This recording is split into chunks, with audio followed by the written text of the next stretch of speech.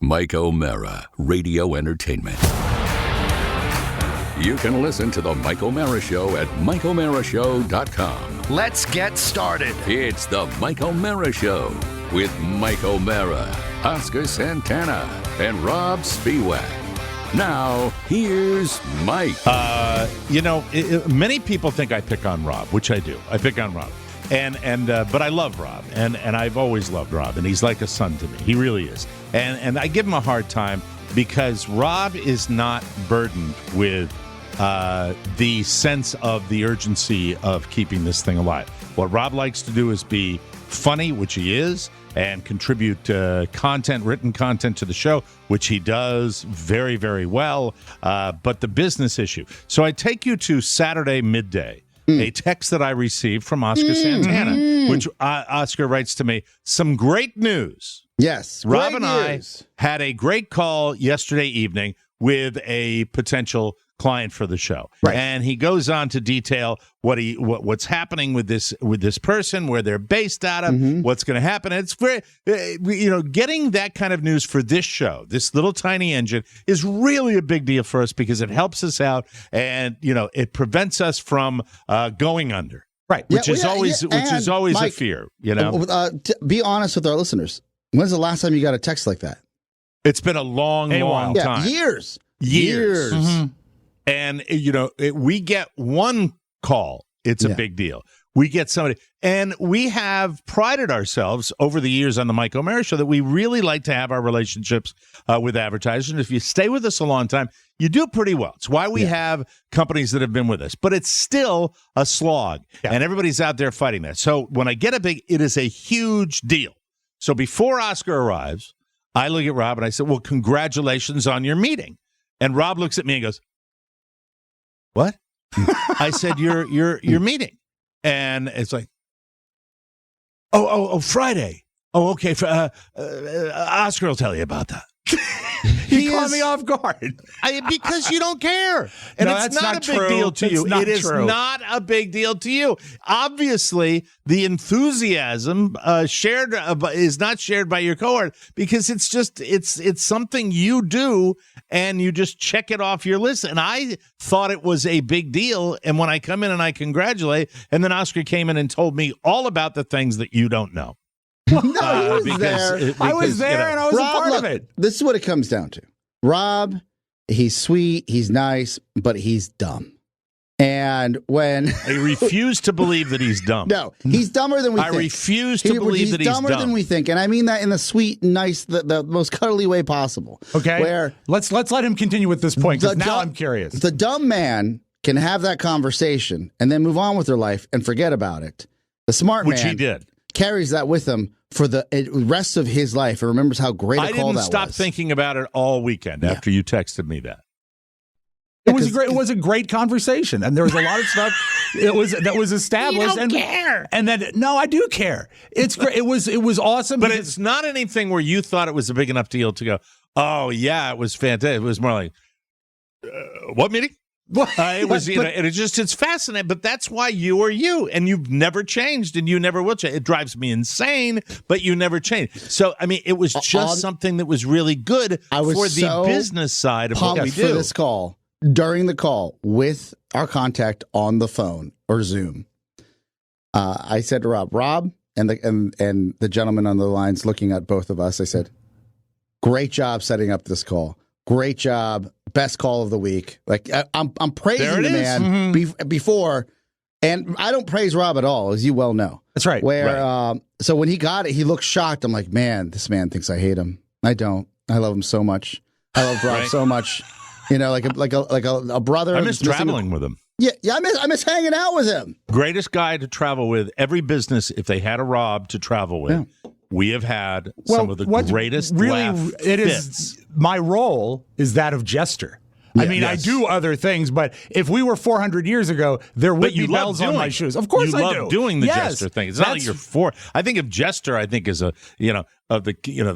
the queen will behead you. No. I never meant it like that. Jest, I mean, we have roles that we serve, and I jest. Right. This is what I do. There's other things I do that fall under my job description. You're a great producer, but you're a great editor. You paint with sound. But you know great what? Guest booker. Yeah, I'm sorry. I misspoke. I'm sorry about that. I apologize. But the thing is that, you know what? It was fun to be a part of that call, to set it up, to watch all the machinations happening. And I'll tell you something.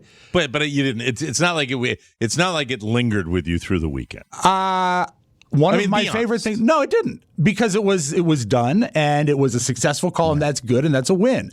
But I'll tell you one of my favorite things, and I don't throw off praise for him much either. Did you hear what your brother I hear said? everything he says. Yeah, it's like he makes love with her, and he's like, "Oh, I guess that's over for a month. Next month." That's giving me all the best of it. That means. Well, no, I don't know, because it's fun to kick me. It is. It's fun. No, we love you. But but I mean, really, when this conversation is going, the next actual natural step would be to question my skills as a lovemaker. So I see how you made that jump there. That made sense. Nice and linear. I've never questioned that because I know firsthand. Well, why do you think you love to travel with me?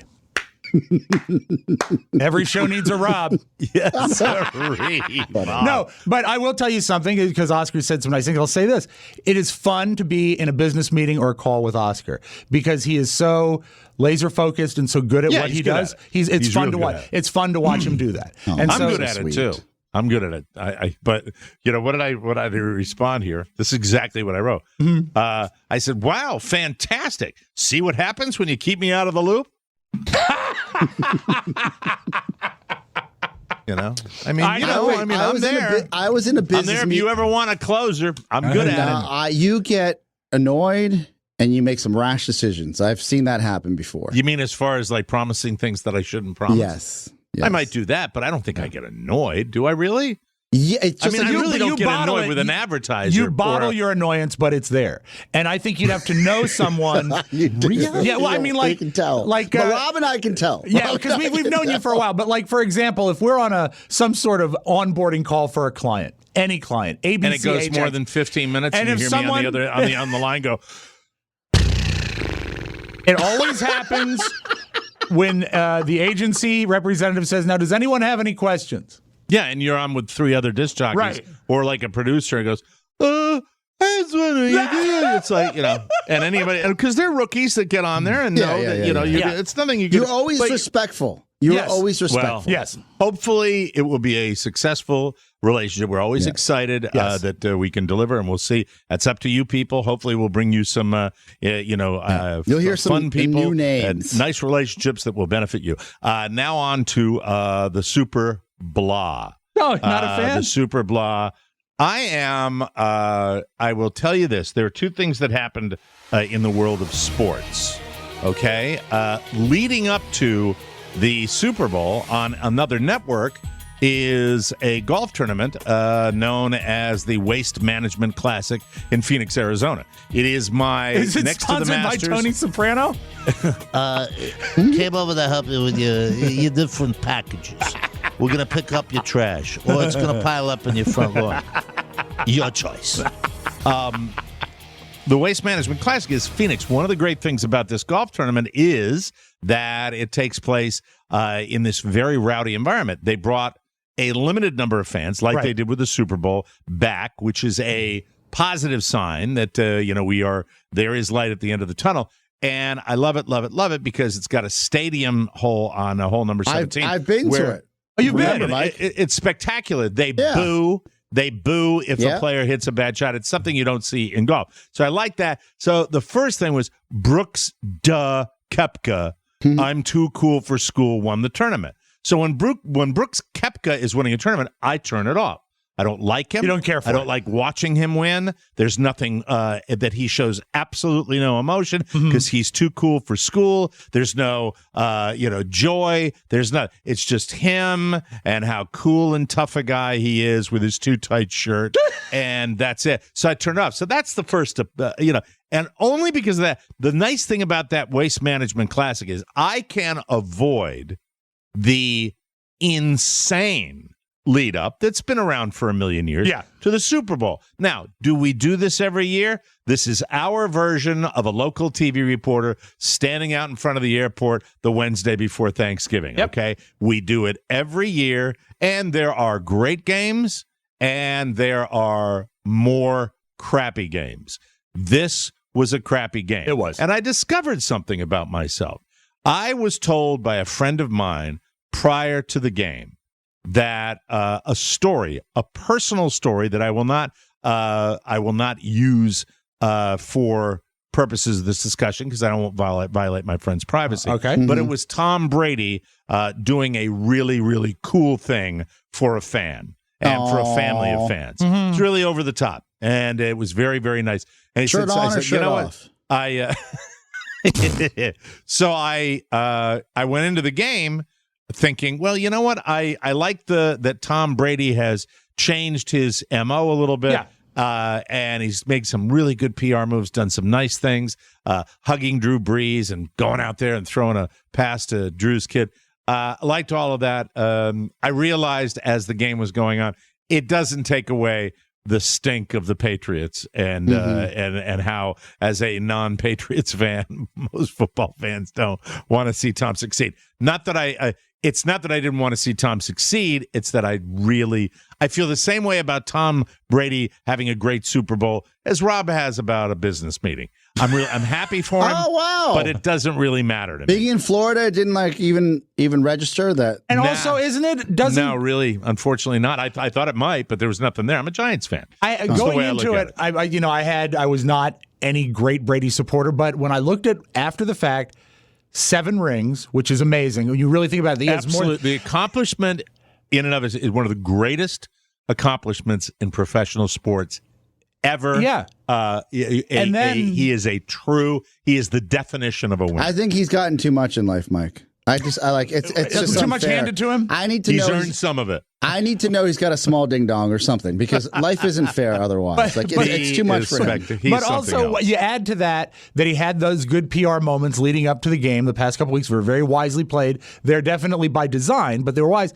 But what I really liked was seeing him win, disassociated with the cheating organization of the New England Patriots. Well, it proved that he could do it without all the trickery. Look, here's the thing. Unless they brought the trickery. I think you really have, and this is good for Patriots haters out there. You have, I think, 2 players that said, we don't want to play for the dick anymore. Yeah. And that's Belichick. why Tom Brady, Belichick. Tom Brady goes to Tampa.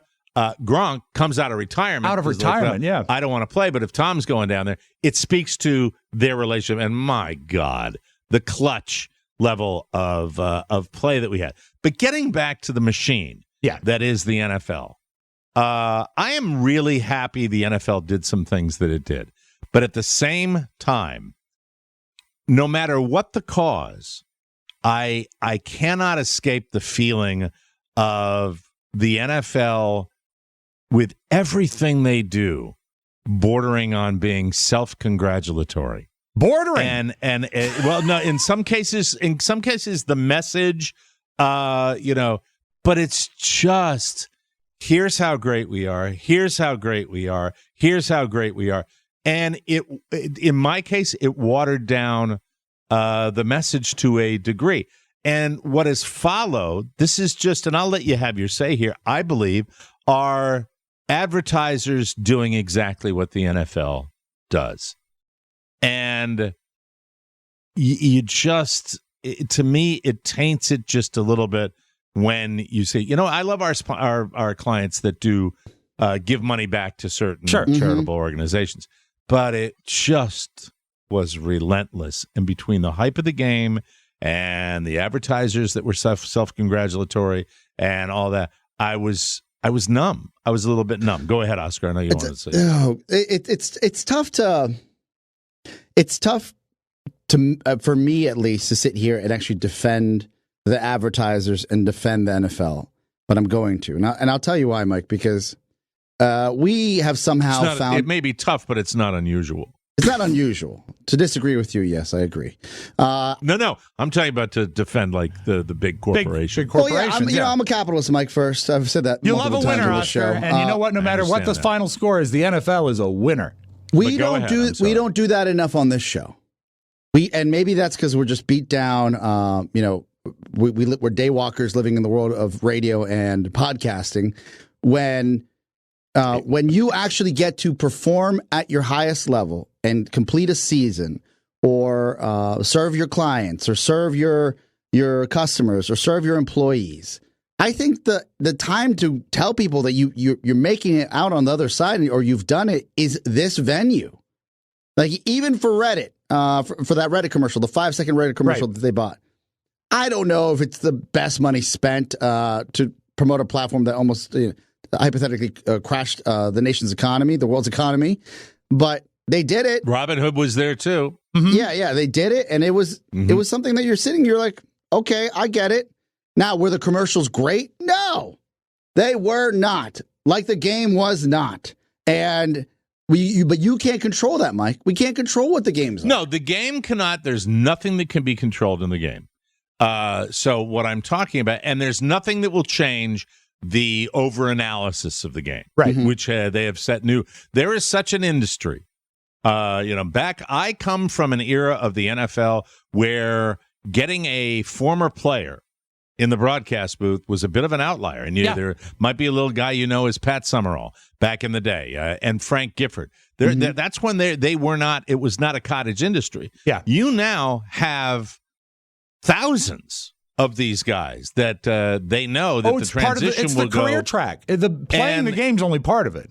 I do not believe, and I never have believed, that you need, 8 people talking about the same thing. I really don't. I think it's overkill, but there's nothing that's going to change that. So what are we left with, Oscar? We are left with the fact that we also have a cottage industry that talks about who bought this time on the Super Bowl, what advertisers. These people aren't going to advertise. Who's going to do this? Let's have a television show about the funny ads they get. And they have created this monster, and they owe me. That's it. They're the only ones that effing owe me. Okay, you're not the performers. They're subjective. The national anthem and then the halftime. I will talk about that in a second here. But the commercials, you owe me. And to all those Richie Riches that have the money to advertise, F you and your families too.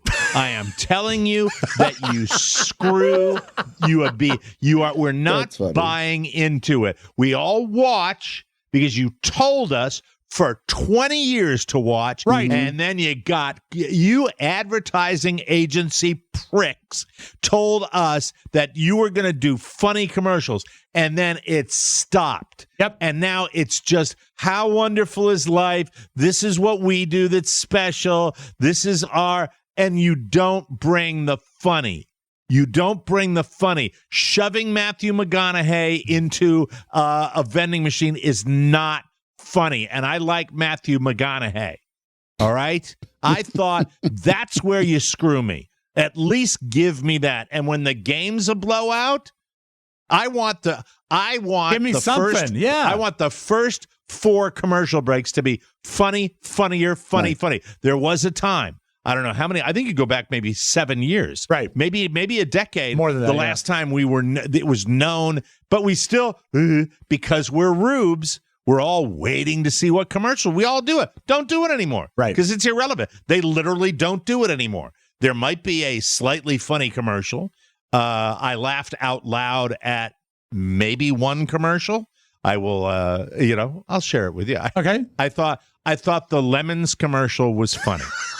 I like that I thought the Lemons commercial, because the Lemons commercial took what was 2020, which we were all thinking about, a lemon of a year, and people getting hit in the head with lemons.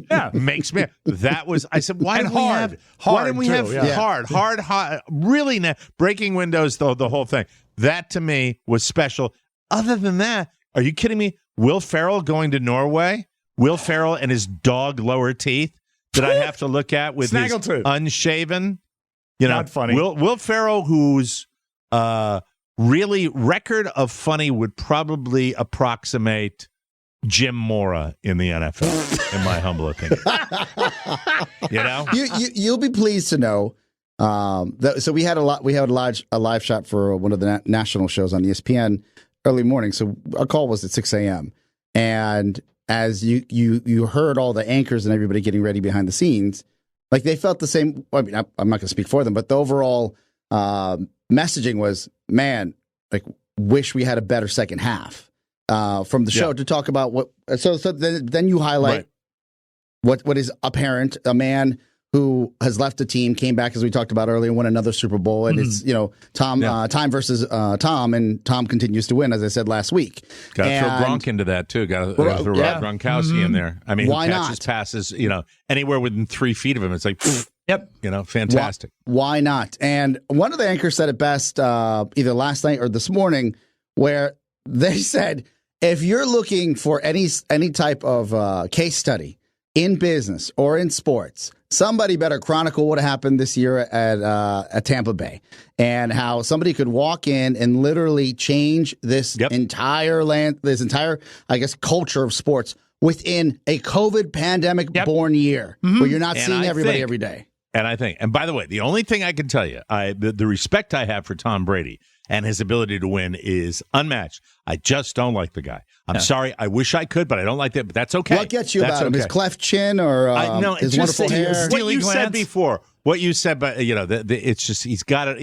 Jealousy, he's got too much. Petty jealousy, and his association with Belichick and with the orange hair. Maddie, what do you think? Other than that, Maddie, what's your feeling on Brady? Oh, I despise him. Wow. But I mean, especially as a Bills fan, and the Patriots in our division and everything. But he said some mean things about Buffalo. He's just arrogant. I'm not a fan. Could he ever fix it? No. He can't undo it? No. He can't. And by the way, and I don't have. He's never been in my division, so I don't care. What I don't like, but this is a tell, because for a moment there I said, what an incredible deal. You switch teams, you go, and you have this amazing performance. And I turned it off because I just didn't want to see the trophy presentation and all that. I didn't want to see that again. It didn't. Yeah, you've so it seen tells enough. me how I really. Who was the? Do we even know who the MVP was on this show? Did we pay enough attention? Tom Brady, of course. Tom Brady was the MVP. Okay. As a matter of fact, there was in the third quarter when Jim Nantz says, "Now the polls are open. If you want to vote for who's the MVP," and Kerry looked at me and said, "Who do you think it's going to be?" Who else? Now you didn't bring up, Mike. The one thing that I feel that why the NFL owes me is the commercials. I agree with you; they're not great. The game was a blowout, but you can't now have a virtual reality Vince Lombardi as a character. Thank you, Rob on the show. He was a real man, flesh and bone. Make up for the whole business meeting discussion. That's it. What the was that? What was? And they hyped it. Yes, they something very special. Something special. Game. And they come out with this animatronic Vince Lombardi with the voice of Al Pacino, which is wrong. That was Pacino, the voice, but which is not the right person. That he doesn't sound. Vince Lombardi sounds like that. That's the way you sound. I had a little rascal. My hands were on my face like in Home Alone. I'm like, what are they doing? What are they? Welcome to the House of Wax. That's crap.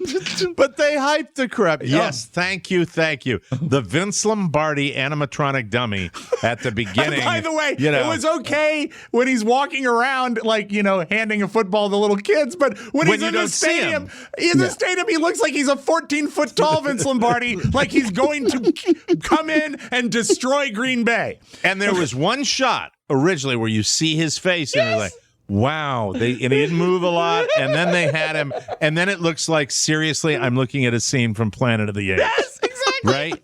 And, they missed. Look, give for people you heard something. You heard Al Pacino, but this is what they should have handed some. What about the key strategy that you must have? Well, I haven't the slightest idea what that would be at this time. What is I don't know what you mean by strategy, and I have no idea what they're going to do, if that's what you mean by the strategy. What about the strength and the weaknesses of the team? Let's talk. Well, I don't know. First place, if I knew he had any weakness, I dare say I wouldn't want to mention him. And as far as Stop right there. All right. That's done. That's all it This is. is anyway. 100 years ago. They've always hated the media. Yes. All right? But Vince really did. Coaches, for NFL people, always paid it. It's like, well, I'm going to answer you a question. Are you excited about the fact that you woke up this morning? No, I'm not. I don't know why you bring that up. I don't know why. Are you breathing right now? No, I don't believe I am. I don't know why you have to talk about breathing. It's a contrarian. And what you don't know, they didn't show it on dicks in the CBS press. because of the game, but after Lombardi gave that speech in the stadium, he climbed the Empire State Building and tore planes from the sky. Do you have in your audio vault today the play-by-play of the fan running onto the field? That was my closer today, but I can play it for you now if you want. I love it. If you want to play it, and then you can close with it too. Yeah, it's Kevin Harlan from Westwood One did it. Yeah, Nancy and Tony Romo. By the way, got to give them kudos because I thought Romo is great. Understated, chill, fantastic. Somebody, I don't know whether they got to Romo or not, but it was so. I have flipped on him completely because I've given him crap in the thing. He was chill. Nance is Nance. Nance is great at what he does. That's the way. Mm-hmm. He's a dear friend of this show, and I love the guy, and I really do.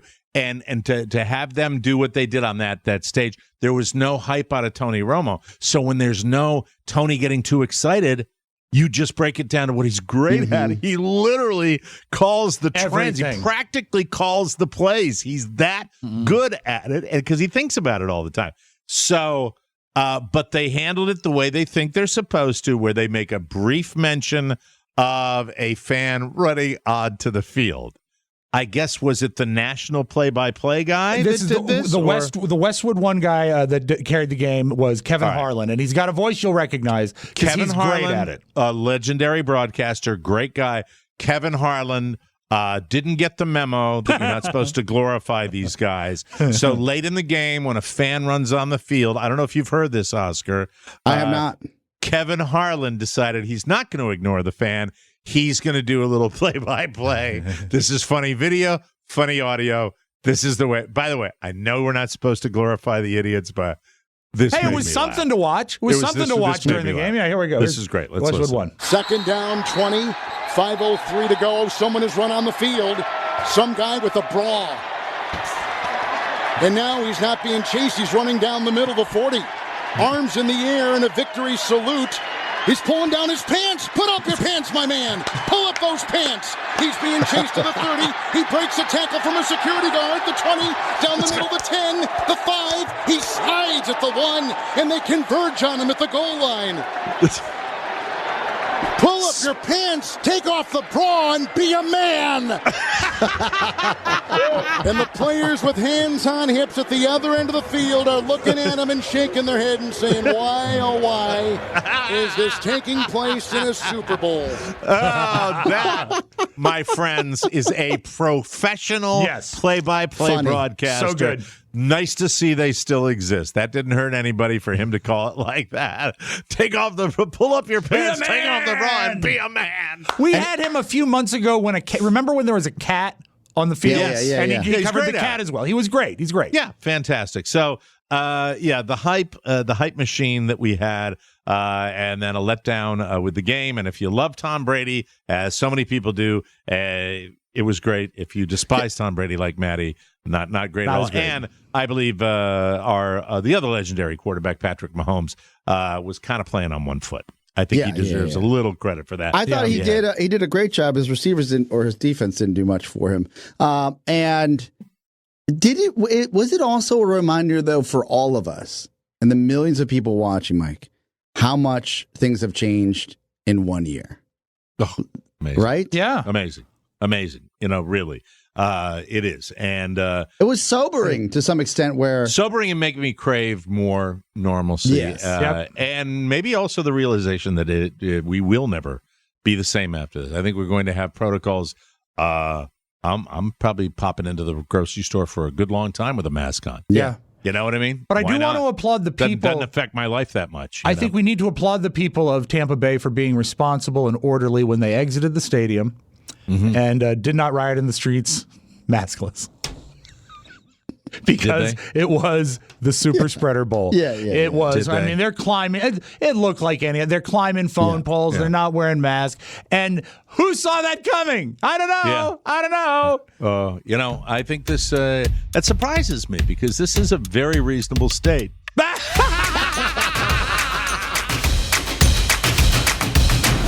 Hey, brah, it's me, California Twig. What are you doing here? When I'm not paying $47 for a gallon of gas, I get all of my Twitch needs from the Mike O'Mara Shopping Center. Click the banner at MikeO'MaraShow.com and have your essentials delivered to the East Coast or the Best Coast or anywhere in between.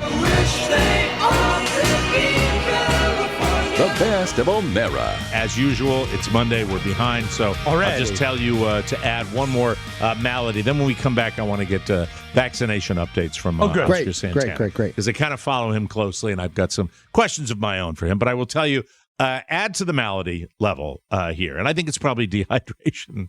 I've seen ads on TV for this, and I don't know where it started happening to me. Maybe it's old age. Maybe soon I'm going to be stroking out.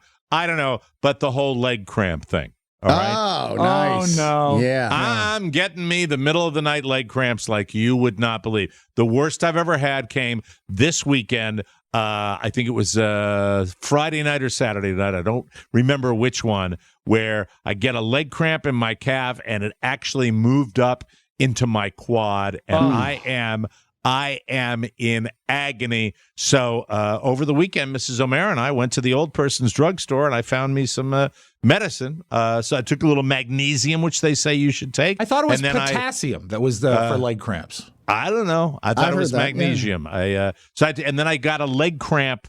Like they sell pills for it. It's a homeopathic thing that you dissolve on. Yeah, you know what? Just to add it to the. This is where as you get into your 60s, just add it to the weighted down shelf of supplements. Some I use and some I don't. The saddest part of this story is not that you're taking a pill, but it's the kind of pill that you have to dissolve in your mouth. That under to my me tongue, like it's nitroglycerin. That's right. Like Stay I'm Henry perfectly Fonda still. on Golden Pond. Stay perfectly still. Sucks. Eat a It banana. really, See if really it helps does if you suck. add bananas to your scheme. For Potassium or lima beans. Yeah.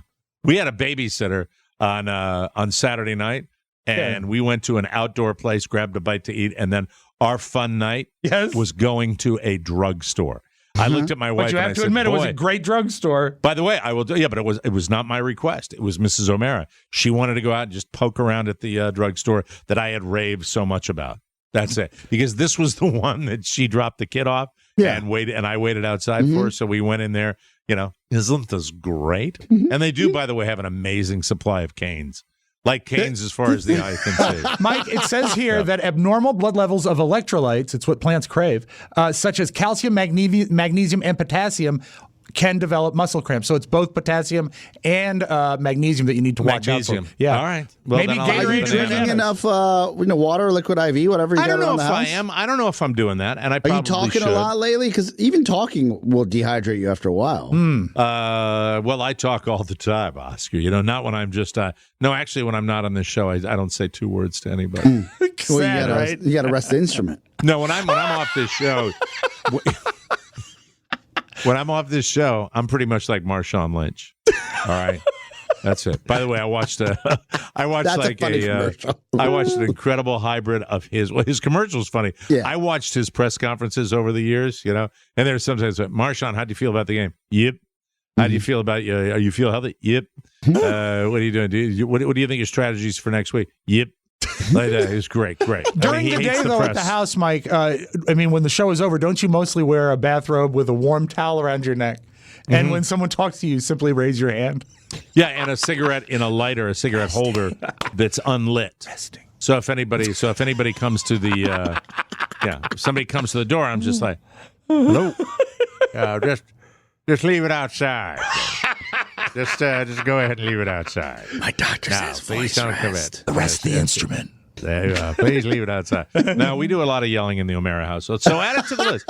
Just check off leg cramps, And this leg cramp that went from the cat, it's because I got tired of fighting it. When you get a leg cramp, you fight it. You move your foot to kind of straighten it out. And then I just said, well, maybe I'll relax it and it'll go away. No, it traveled. It traveled up into the quad. So I was like, okay, this is gone. All right, that's gone. It's moving up. Oh my God! Are you sure it's not like a creature in your leg if it traveled? Like some sort of symbiotic Like an relationship? alien? Yeah, exactly. Like, And then all of a sudden, I look down at my thigh. Ectoplasm goes out. It's like, and then it runs across the hallway under the bed, and I'm like, oh, and I'm dying on the sofa. That was it. Hey, wait, is that titanium? Let's get that for scraps.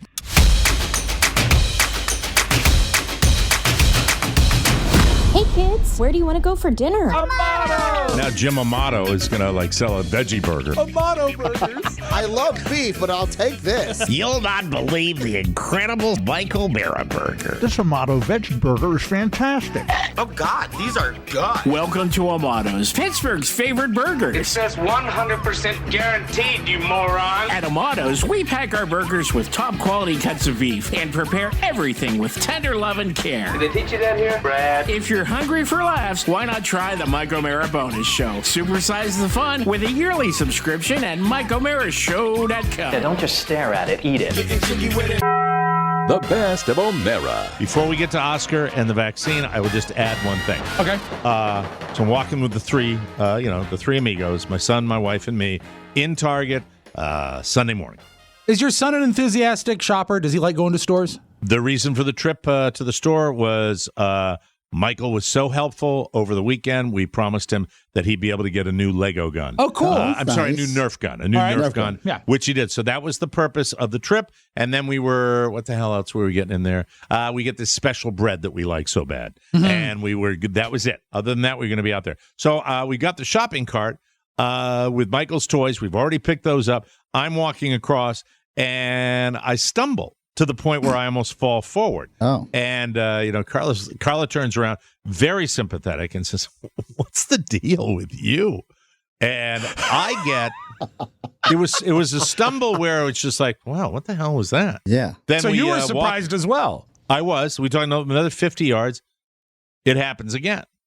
Where I catch my toe, and I thought I was going to go down, and the cart goes out in front of me, where it's like, are you catching your toe on the floor as you step, or on the cart? I wasn't quite sure because I'm not looking at him, so I'm not sure. Okay, but at this point, I'm like, am I stroking out here? What's going? My leg going dead? What's it? With the leg cramps and everything else like that. 3 times it happens. It happens 3 times, and then after the 3rd time, I said, all right, everybody, just stop walking for a second. And I take my Sketcher. Yeah. I'm a stylish man. Of course. I am a stylish man. I take my Sketcher and I do this little stubbing it into and it's like glue. Oh. It's like there is no slide in it. Yes. And I was just curious if there is a substance or a way they clean the floor. I mean, it just was a particularly, I guess I drag my feet. Yeah, you think a floor should just allow you to drag your feet? Well, your foot doesn't stick if you pick it up. It won't stick. Yeah, well, if you want to know what I walk like when I'm in Target, go back and look at the old Carol Burnett show. Oh, the old man and sketch? The man who played the old man. If you want to see the way I walk. Shuffle, shuffle, shuffle. Yeah, the only shuffle, similarity shuffle. I see between my Target experience and your Target experience, Mike, it's not the tripping, it's the fact that our wives actively are rooting against us. Yeah, that's what I get. It was like, and I looked, and at one point I looked at Carl and I said, I have no idea. I feel like I got a dead leg or something.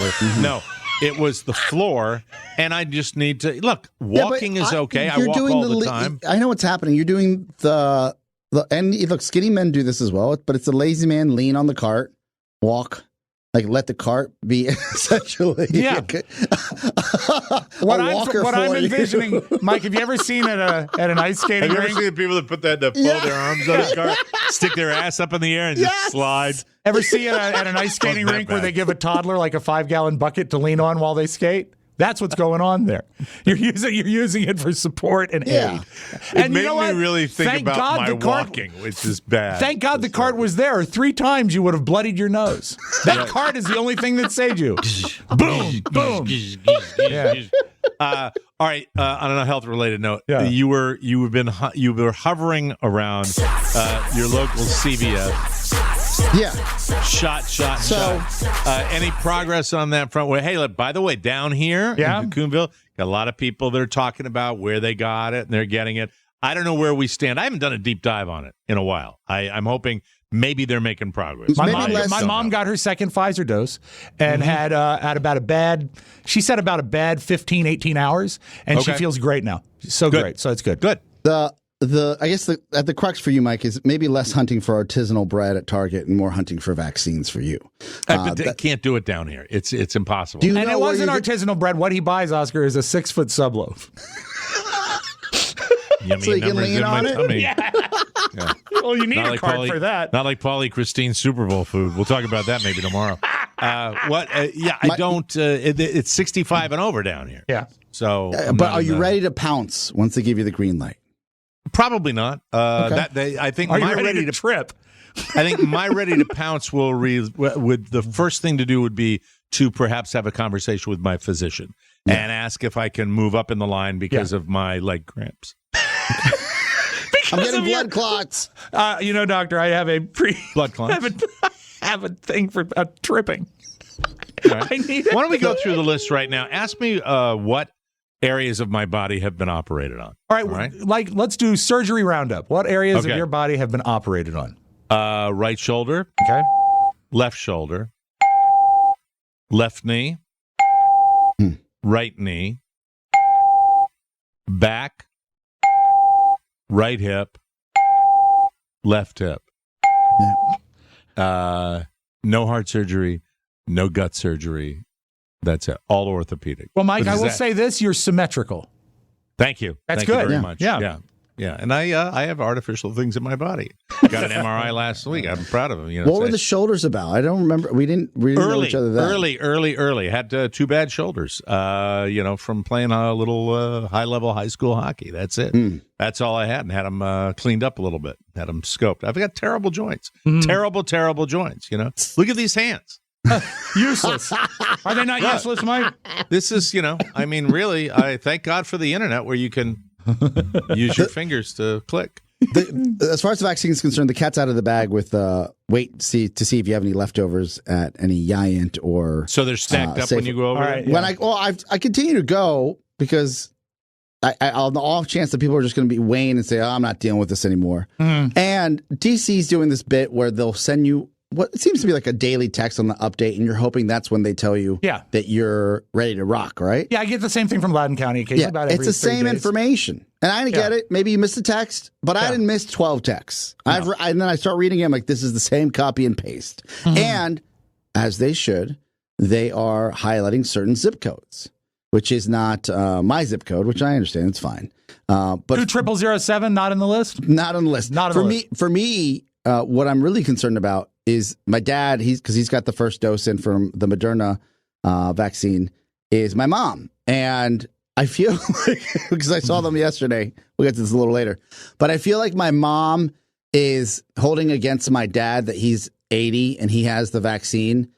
And she holds it against him because he's always like, well, I'll be okay. And in the corner of the room, she's always like, but I won't. Because I don't have the vaccine Your yet. mom's over 70, and she has not gotten a vaccine yet.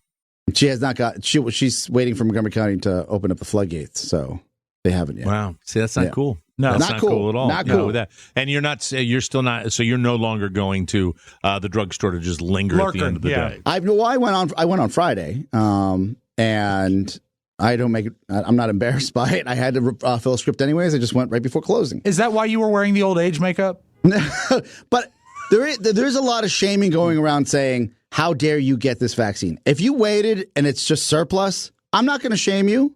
No, I'm not going to shame you at all. Absolutely not. Why not? They got to use it anyway. I hope there's a line of 10 people that get the vaccine, or otherwise it would go bad. It's all about herd immunity. You're doing it. No, do not be shamed by that. No. At any. Be shamed. The guy that was down here, maybe in Florida, I'm not sure where it was, selling a place in line for like $10,000. Oh, really? That's the guy you shame. Jeez. That's the guy that's a dick. There was one guy. There's always somebody like that a does Ticketmaster crap like that. Exactly. They caught and they busted him, which was fantastic. They're not arrested, but they shamed him. So that was cool. When too. is the private market opening up? Is my question. Like, how do you get that? The black market, where just the private. Your doctor's like, hey, some of these fell off a truck. If you have a G5 that can fly to Minnesota in 3 hours, we've got the vaccine standing by for you. Screw those people. I don't mind you rolling over to your local drugstore and loitering for 10 minutes to see if there's some extra, but that would be the private market. Would you pay if it was the private market? Would 100%. 100%. How much would you pay? What would be the top? Now, how much for my mom? Yeah, for your mom. For my mom, I'd call my brother and sister and say, let's pull together $1,000 to get this over. Okay. With. Yeah. All right. For me, $100. I'd kick in 20 for that. Thank you. Thank you. Pauly Christine. Rob, can we book Pauly Christine on the show? I believe so, yeah. He's shy, but I'll work on him. I would like to ask if he really eats that way.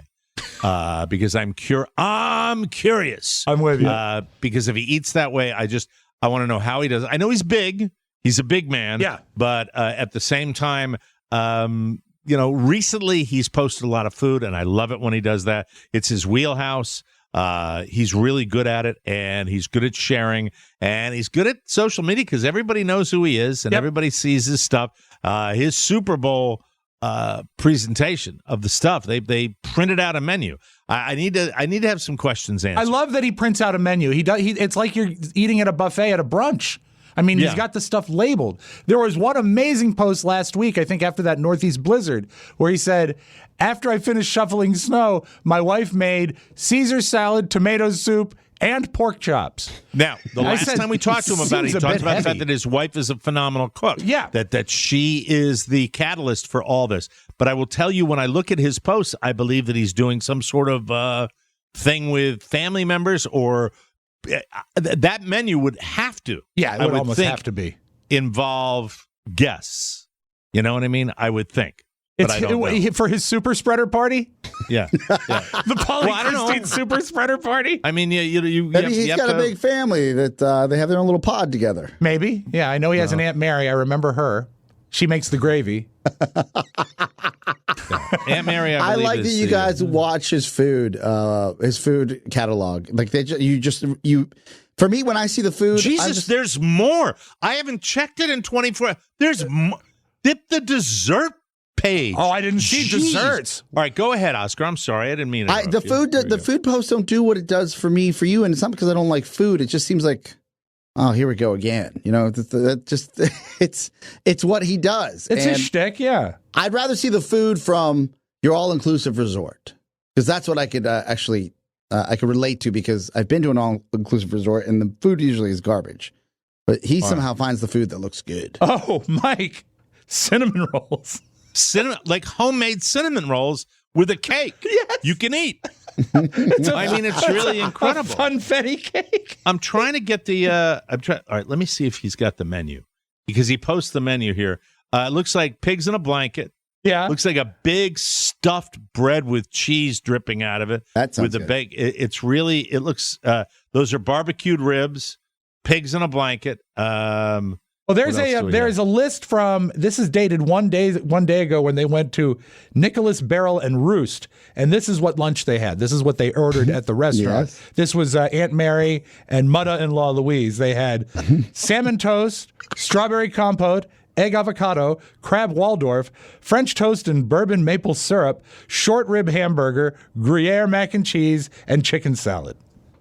All right, I'm trying to find. Please show the menu. Didn't need the chicken Here we salad. go. I got it. Okay. Yeah. All right, here we go. Super Bowl Sunday, Pauly Christine's Oh, you found house. it great. February 7th, 2021. Pigs. All right, I'm going to give the dinger. This is what I wanted to do. Yeah. And then we'll talk to him maybe tomorrow.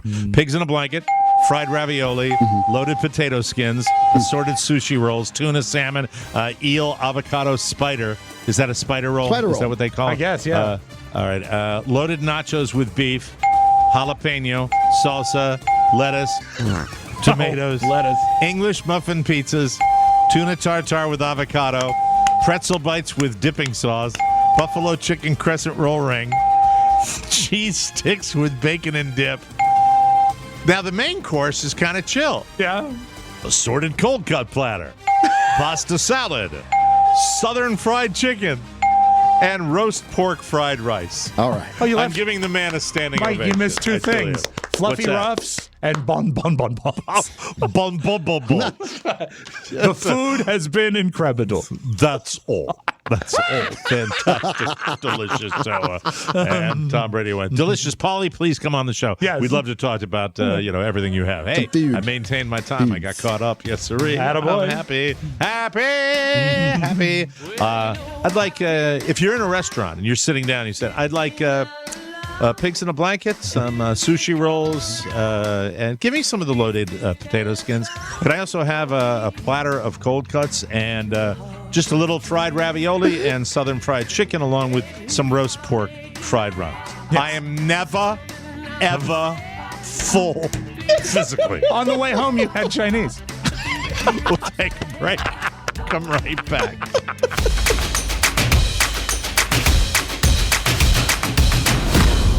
Romeo and Juliet, Antony and Cleopatra, Bogey and Bacall.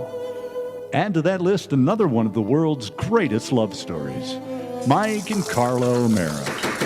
Their love is like a red, red rose that's newly sprung in June. Their love is like the melody that's sweetly played in tune. And nowhere is that love story more on display than the Mike O'Mara Bonus Show.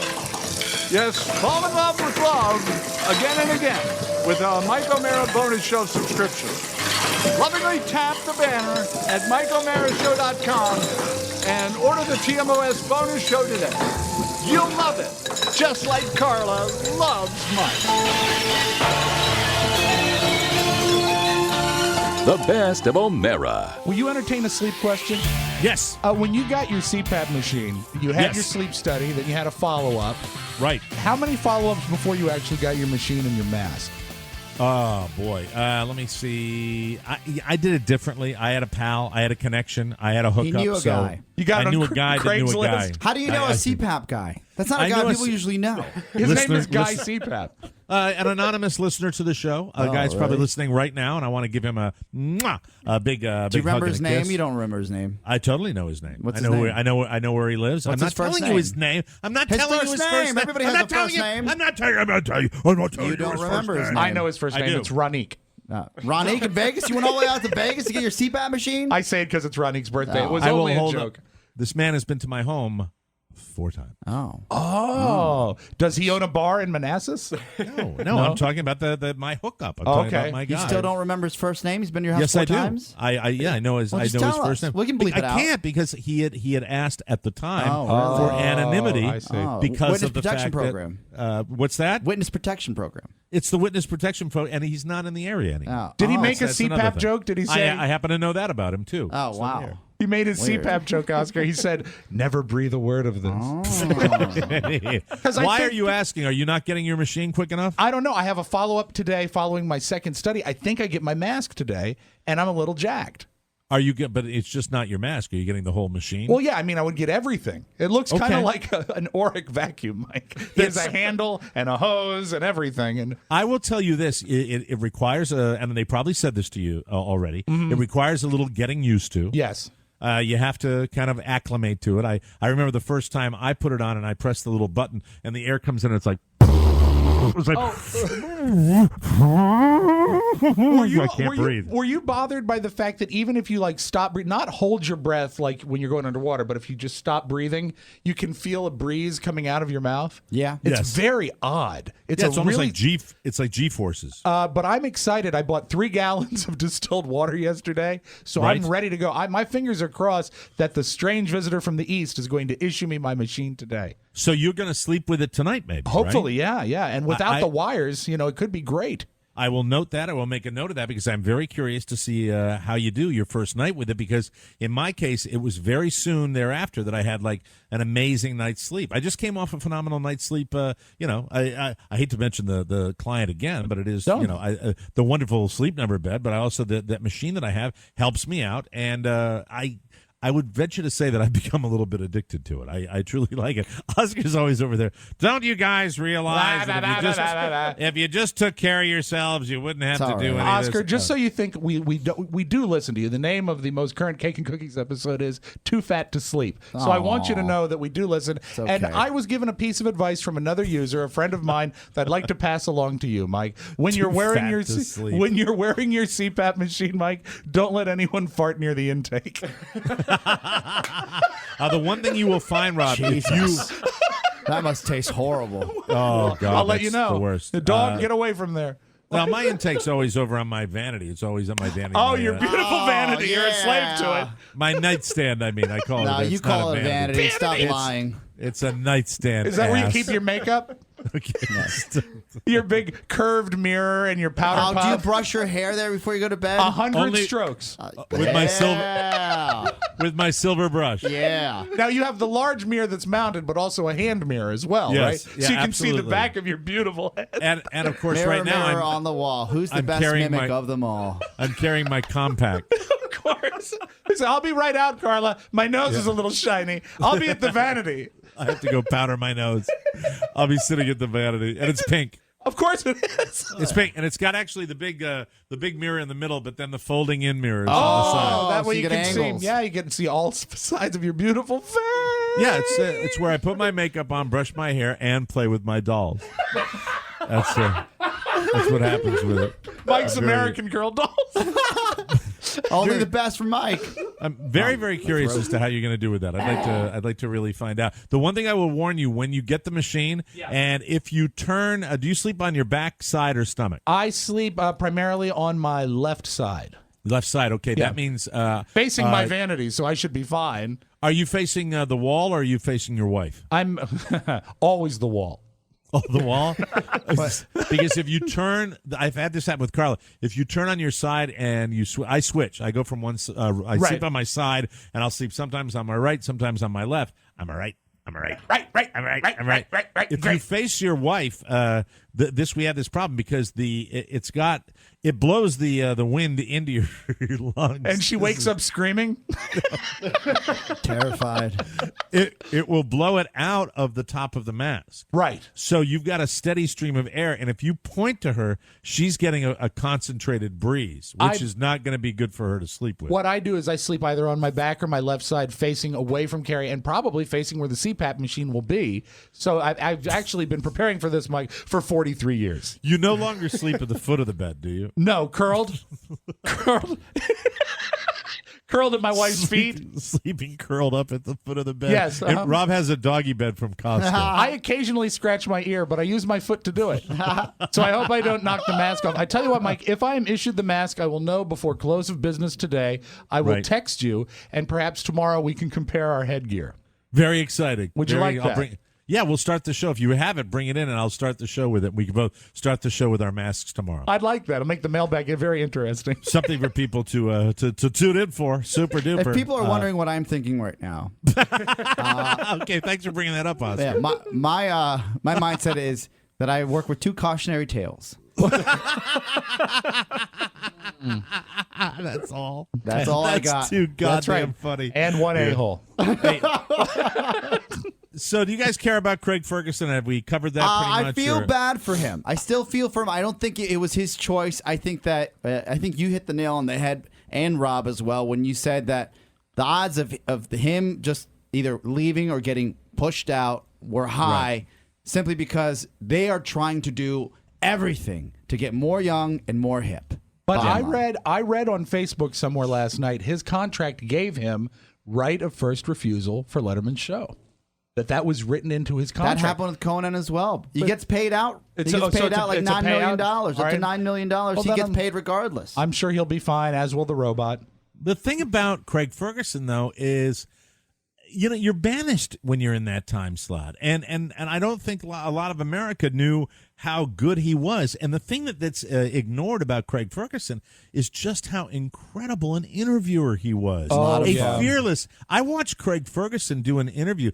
His interviews, and nobody talks about this. Is what I hate about coverage of media in America. Nobody talks about but nobody talks about his real skill. And his real skill, he did interviews that I would dream to do. He was so at ease with all of his guests that he made them all feel equally important and equally mocked at the same time. And there are not a lot of people that can do that. You go back to one of the things Howard Stern did when Howard started doing a lot of celebrity interviews, is Howard would go so edgy. And nobody could do edgy like Howard could do edgy. But what Howard never had was the real warmth that Craig Ferguson had.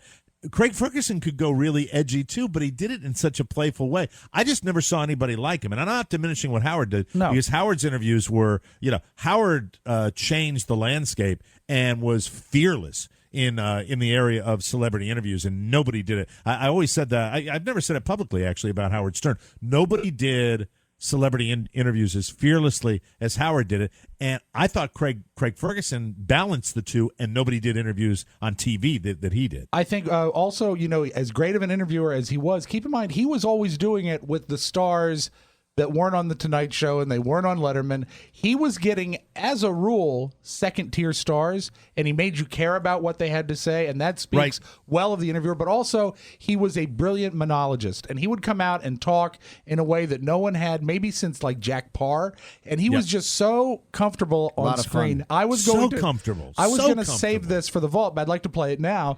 Okay. Letterman actually referenced Ferguson last night and said a lot. This is a brief tape, but very, very nice. And, Dave doesn't hand out a lot of compliments. Right. And I thought this was pretty genuine. Sorry to hear. Did you hear this last night? Sir. Craig Ferguson announced that he will be leaving his show, The Late Late Show, which comes on right after this show at the end of the year, which is too bad. He's been on that program, the star of the show, since 2005. And he's going on to do other things. I guess a new show that is in the works for him. But his show was unlike any other late night show. And I'm telling you, to be unique in the world of television, virtually impossible. Right. So congratulations to Craig on a great run. And we all wish him well. I love Dave. And it's true. That's so Dave's got class. Dave's got total class. Very classy. And here's what you got. I'm gonna use the dinger buzzer thing too, because I'm not talking about the product or the overall product. I'm talking about celebrity interviewers. Okay. You got Jimmy Kimmel, who will not get a buzzer or a dinger for celebrity interviews, because I think Jimmy Kimmel, of the people I'm going to mention, is pretty damn good and gets by and does a pretty decent celebrity interview, not stellar. Then you got Jimmy Fallon. That's his interview. Absolutely horrible interview. I mean, really, already just wide-eyed, playful, and does great sketches with the guests, but doesn't have that. And then you got Conan O'Brien, always one of the worst celebrity interviews I've ever seen, and brilliant in other ways. So I always like the interview segments, and it's frustrating for me that we're not. And Stephen Colbert is the big question mark as far as how he's going to do when he really has to be Stephen Colbert. Because when I go back and look at the old TV shows like Johnny Carson and and Johnny Carson, because that's Mike, all we how had. about a little love for Merv? Merv, well, ooh, Merv. Ooh. Oscar, I've never seen Merv Griffin. You before. never saw Merv, and I will tell you, you didn't miss too much. You really did. Merv would be the way his celebrity interview would be like, so how are you? Yeah, exactly. No. So what have you been doing? Oh, really? Really? But like it was a lazy so funny. Larry King. Like very LA, very like, ooh, yeah, terrific, ooh, that kind of way. He was Daddy-o. The definition of vanilla. I mean, really. And what he would do, if I was Merv and I had you two as guests, I'd say, Oscar, how you doing? I'm great. What's going Mike, on, Merv? And he'd say, Mike, Oscar's doing great. Because he'd have a lot of people on the couch. Like a talking tree. And he'd bounce around. It was horrible. And Merv's monologue really was coming out and talking about the guests that would be on his show, and it was pre-written for him. But Merv delivered it in such a way, this next gentleman has been making movies for so very, very long. We are thrilled and delighted to have Mr. Buddy Hackett on the show today. And he just would go on and do it like that, and it was not fun. And he was the host of the Tonight Show before, Johnny? No, he had his own show. He had his own show, talk show. What about the Dick Van Dyke Show? This is the Merv Griffin theme right here. How do you have this? I love this theme song because Great it is theme. so cheesy. It is cheesy. Merv Griffin, a band singer. And don't forget, Mike, he had a big hit in like 1940. This is great. He sings in a character voice, Oscar. Does he? Yes, he does. Like a Cockney, okay? Down at an English fair, one evening I was there, when I heard a showman shouting underneath the plate. Thank you, Rob. We didn't get to the hook, but it was yes. called "I've Got a Lovely Bunch of Coconuts." I've got a lovely bunch of There's a coconuts. hook. Yeah, absolutely. So what I was going to say is Craig Ferguson will be missed. I hope he shows up again. And it, to me, is CBS once again going flavor of the month and looking at the they look at the ratings. That's a big deal. But you've got a totally untried, unproven guy as far as the celebrity interview is. He's done them in character, but he's never done them as as Stephen Colbert. Chelsea Handler is rumored to take that slot. That's the front runner right now. Might be a good fit for her in late I wish night. I knew more. I wish I watched her show more because I don't watch it enough. And I Well, don't, you're not a 16-year-old chick, so Yeah, and What? What's your opinion of Chelsea Handler? Well, I mean, right now her interviews are fun yet abrasive, so you don't know what you're going to get when you watch them, right? Her television show is like a slam book. Yeah, and she also she's leaving E, so she's going to have the opportunity to do something else. Right. And this has actually been in the works for a while, now it's all coming together because about 6 months ago, she did an interview where she was on the fence of staying with the E show and re-upping or leaving, and maybe. And you never know, but maybe these talks were already in the works where these are the possibilities, just like in radio, where people talk about this is what's going to happen next year, someone's contract is up, and then maybe you can slide in there.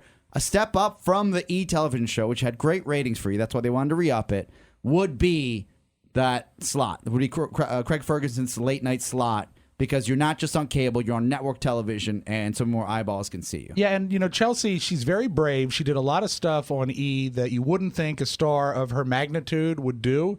And I think that the more we discuss Chelsea's slot, the better it will work out for her. And she's got a New York Times bestselling book as well out, so she's doing well. Yeah. I think she's had a very questionable slot. Really? Yeah, Trouble with her slot? Have you done a lot of thinking about Chelsea's slot? I haven't really considered it. I think the E show is 30 minutes, right? Yeah. So this would be a much bigger slot. Yeah, and 50 Cent knows about her slot. Oh, he does. They dated. Yeah. Very good. We'll wish her the very, very best. She can hold much more than 50 cents in that slot. Very, very excited.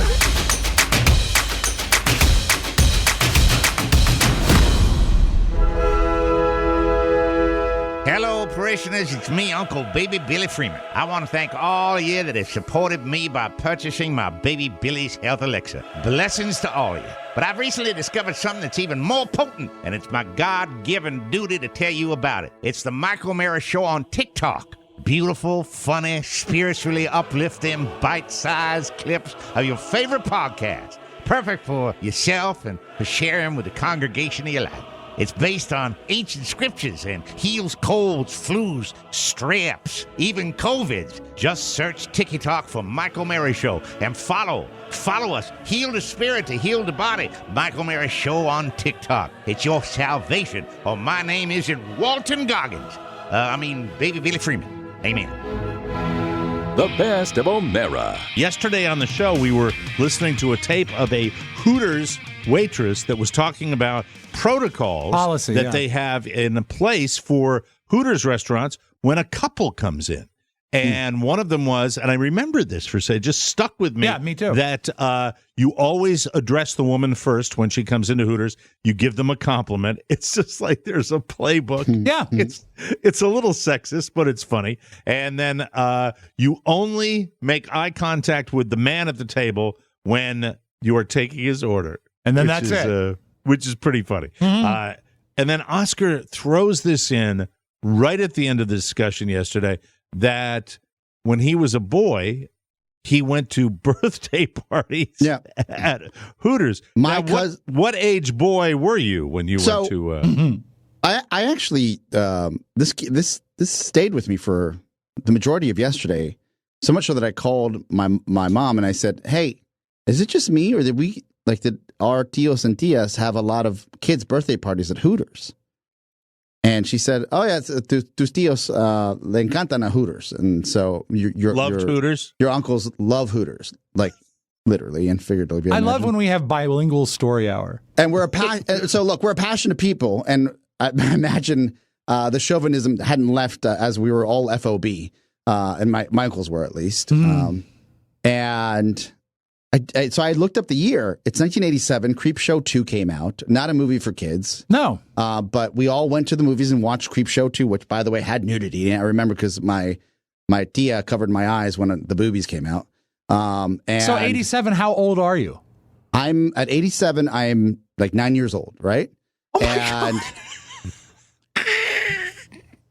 And So but a bunch of 9-year-olds? all my cousins were all not. The girls and boys were there. Like it was like a brood of us. It was like Do you remember like the numbers we're talking about here? When how many children would run into the Hooters? Just out of curiosity. No less than 10. Wow. Yeah. Did they, in your memory banks, they set up the Hooters with anything kid friendly? Was there This is like the wild balloons part. or anything like that? And for you men out there that orange drink, live a different life in a different culture. Yes. Match the shorts. My That's what I was thinking. This specific Creepshow 2 then Hooters birthday party was for my girl cousin Adrian. So At her ninth birthday. This is her because she's her 9th birthday. And I just remember my tia, and then So it wasn't her quinceañera? No, it wasn't quinceañera. But there was plenty of Hooters birthday parties that didn't have like horror movies not meant for kids beforehand. It's just the cultural norms were completely different. And this is what I get. All right, can I interrupt you? Yes. Because I remember distinctly going to a grisly horror movie, like one of the real slasher films. Right. Yes. And I remember a Hispanic family coming in with as young of probably 3 to 4 years old. Mm-hmm. And so I remember noticing it that it was a different type of situation. Is that what we're talking about here, or what? I mean, did Adrian love scary movies? No. The Tale of Two Cities is this, or two countries, right? Really, is when I was hanging out with my my white Caucasian friends.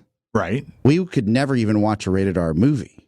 Right. When I was hanging out with my cousins or even my family, it didn't matter. The police academy had all this nudity and cursing. If Earl's Video is going to rent it to you, it must be for everybody. Earl's Video is a great establishment, great outfit. So you run that. You remember. You have a memory of the kids packing into the minivan, all heading down to the Hooters. Minivan? We were in a Toyota pickup truck. I was going to say stacked in the back of that thing. I was going to say I thought it was a Toyota. Yeah, there's 3 in the front and 12 in the back. Tia, like your aunt, your female aunt. Yes. Where? So the mother is part of this as well. She's the leader of the pack.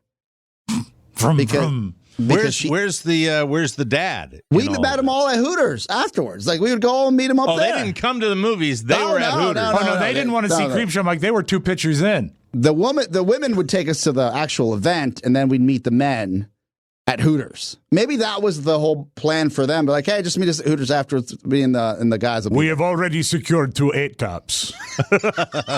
So you met Dad and the other his brothers at the Hooters. Yes. Do you have any other memories of this? I have a hard time picturing your dad at Hooters. Well, my dad was probably out of town, and I was just doing just the family tios, rounds. maybe. Yeah. Did your mom come along ever? Yes, she was there, but my mom, the Latin woman, isn't as threatened by sexuality. As maybe somebody that comes from a more conservative background. Would that be why you have their pop culture, some of their television programming is very, very sexy? Yes, it is. Even if there's a long-standing bit on YouTube about how you watch the weather in Latin America compared to the weather here in the States. By the way, thumbs up to that. Thank you very much. And Mike, remember there was a 3 or 4 month span where at WJFK we watched a Spanish soap opera, but we didn't speak Spanish. Because it was just so darn. It was over the sexy. top and sexy. Yeah. Now, yes. I don't ever really remember being uncomfortable at Hooters because if that's all you know, that's all you know, right?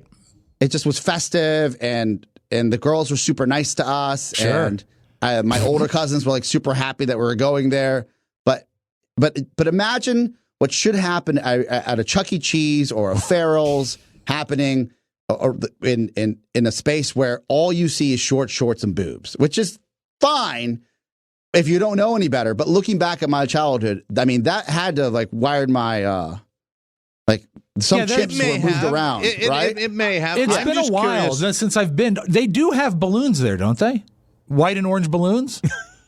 So I don't remember much. I don't even remember as much as yeah, there was a cake. My Dia would bring a cake from Baskin Robbins to the Hooters. I remember that. Yeah. So bring the cake in. The kid's birthday cake. But outside of like chicken wings, and they don't have like they don't have a real extensive kids menu there. No, do they? no. Well, all the food on the menu is all sort of kid centric anyway. Well, it is kids burgers and it's chicken. Good. Idiots that go on and want to look at teas just go in and eat chicken wings. Yeah, but Mike, in the Latin culture, the kids are not the primary. Like the adults order, and if you are hungry, you will eat what they order. And of course, yeah.